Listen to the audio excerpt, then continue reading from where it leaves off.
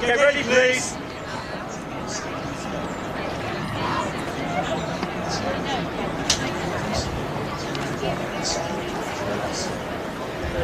As we're waiting for a start now, you can see both coxswains have their hands raised, and that's just to signify to the umpire that they're still getting their crew straight and ready for a start in the race. Once they're happy with the line that their crew has, they will lower their hands, and that will signify to the umpire that the race can begin. Attention! Go! Thames Rowing Club B in the Buck station on the left of your screen. Thames Rowing Club A in the Buck station on the right-hand side of your screen. Racing here for the Thames Challenge Cup. Yeah, and I see that both got up explosively there. You know, both crews would have done pieces and training together, but there's nothing that can actually replicate starting on a starting blocks for final at Henley Royal Regatta. A great start here from both crews. And I mean, we would be thinking that Thames Rowing Club A crew would be the one to beat in this race. But I mean, in these situations, you never know what could happen. No, exactly, and that would have been the talk from the coach. You know, there is a pecking order, A and B boat. They know where they've kind of come through the seat racing, you know, training the winter.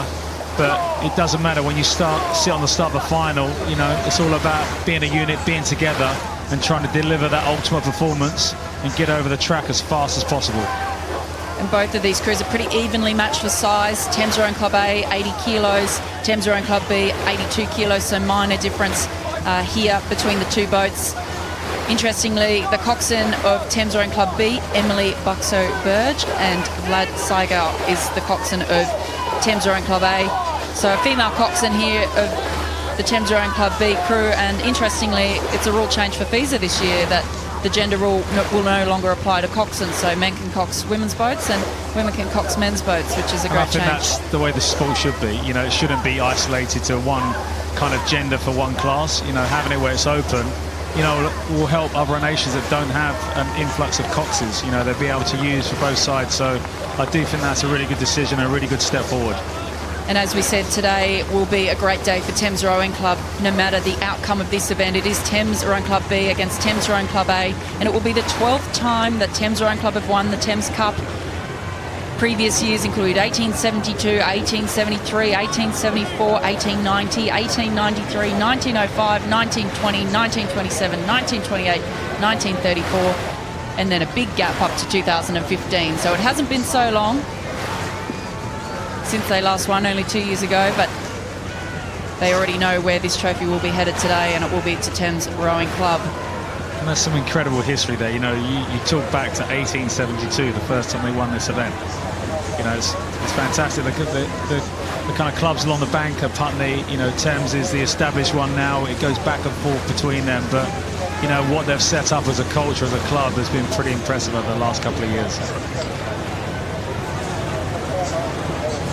An absolutely fantastic display here of what club rowing is about, and certainly what it can be. In the lead at the moment, it is Thames Rowing Club A, which I think is what we probably expected to see, but a great performance here from Thames Rowing Club B, who are sitting just over a length down on their top crew. The Thames Rowing Club B crew, they were second in the C final of the Tier 1/8s at the Met Regatta. And we know that they're not the speed of their first crew, but they're still such a tough crew, and that's been evident this week, them getting through each round and then making it to the final here on Sunday. And there's quite an emotional kind of family attachment to this event as well. You've got Tommy Phelps stroking the Thames Cup A crew. You know, I'm sure Richard and his mum Anna Maria on the bank, stewards of the regatta, will be dying from across the line and come first today. Yeah, big lead here that Thames Rowing Club A has opened up, probably about 2.5, even 3 lengths clear of the Thames Rowing Club B crew. I mean, they look really solid, don't they? Really nice 8s rowing here. And they have looked like the class crew in the event throughout the regatta. You know, they've stepped on each round. They had that big race yesterday where they really stepped on and kind of won the semi-final strongly against Leanna. So, you know, they have been the stronger through the regatta. So, you know, for them to kind of make the final, but I'm sure the B crew, the kind of getting to the final is like winning, you know, having a chance to race against your A crew. That's right. And as you say, Mark, We know that Thames has been one of the strongest domestic crews this season particularly, but also in previous seasons. They won the Thames Challenge Cup, as I said, back in 2015. We saw that dramatic race in the Visitors Challenge Cup in 2016 with that fantastic race where Thames were able to get just across the line due to a slight mishap to the cow crew, but you know, a win's a win. It's not over till it's over.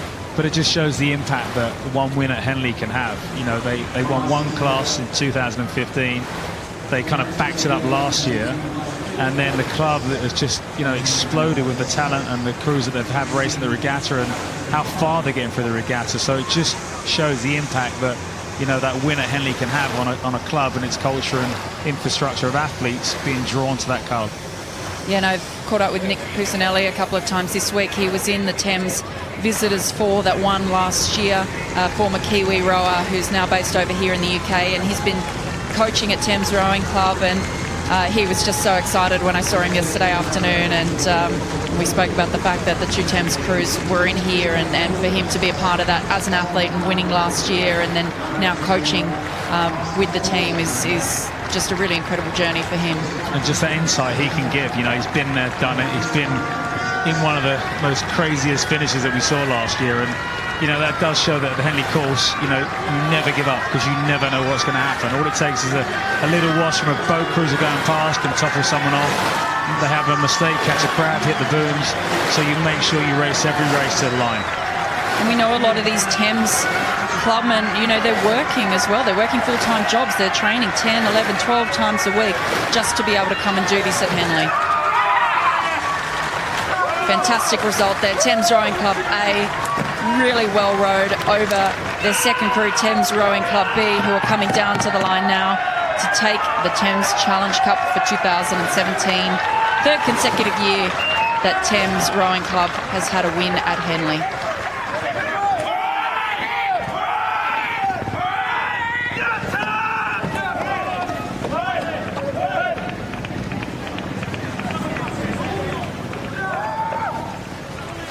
And we see elation there from the coxswain of the Thames Rowing Club A crew crossing the line. I mean, they would have known coming into this race that they were a very, very good chance to win. But you still have to deliver, and that's the thing. It's never a foregone conclusion. You know, it's never just yours. You have to actually go out and do the job. You know, you can just see what it means to the athletes. All those months and weeks and hours that you were talking about of training. You know, just kind of bringing it to a halt, and that the emotion can explode as soon as you cross that line. And 6:18, the winning time there to Thames Rowing Club A.